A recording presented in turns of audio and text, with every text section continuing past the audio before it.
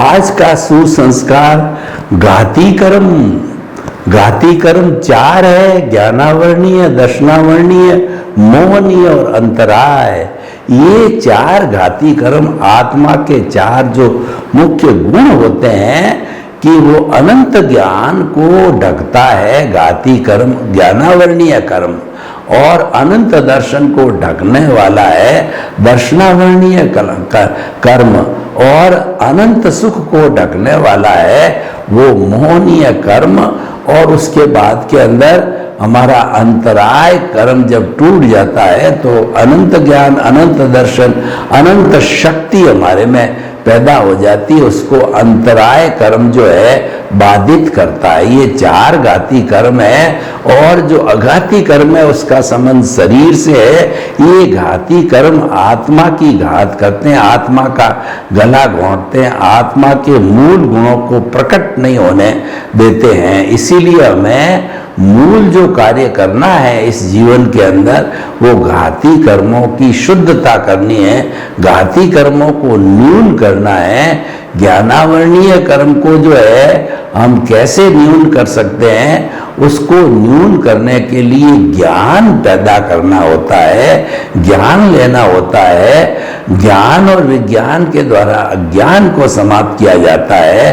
अज्ञान है हमारा जो है वह अज्ञान जो है वो हमारा कहना चाहिए कि जो हमारा राग द्वेष है वो अज्ञान है, तो उस अज्ञानता को समाप्त किया जाना चाहिए।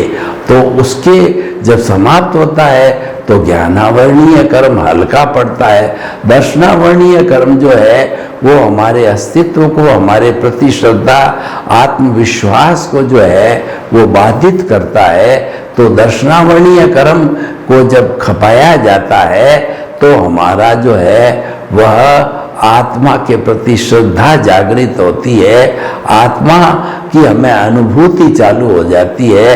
अनुभूति को रोकने वाला, दर्शन कराने वाला आत्मा का वो दर्शनावर्णीय कर्म है।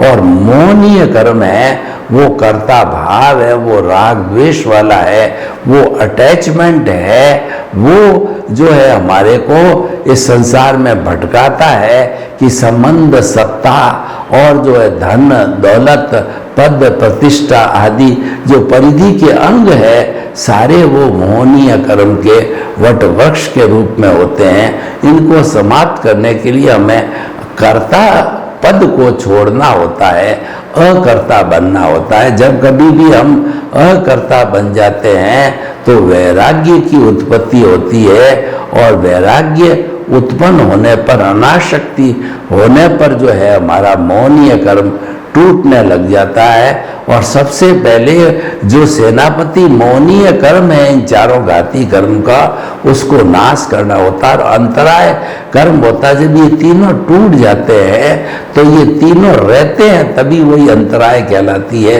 तीनों टूट जाते हैं तो अंतराय का अलग से कोई अस्तित्व नहीं है। अंतराय कर्म का अस्तित्व तीनों कर्म के साथ में है। तो तीनों कर्म को हम तोड़ते हैं तो अंतराय कर्म ऑटोमेटिकली टूट जाता है। और वैसे 5 तरह की अंतराय कहलाती है, वो होती है दान, लाभ, भोग, उपभोग और वीर्य। यानी अंतराय जो है, हम किसी को दान जो है वो देने में रुकावट लाते हैं तो वो दानांतराय कहलाती है।